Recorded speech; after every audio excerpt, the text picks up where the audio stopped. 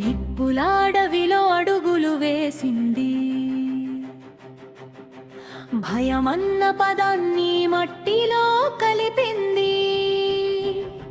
చావుకే ఎదురు నిలిచిన శక్తి ఈమె, రక్తంతో చరిత్రను రాసే సమర శంఖం.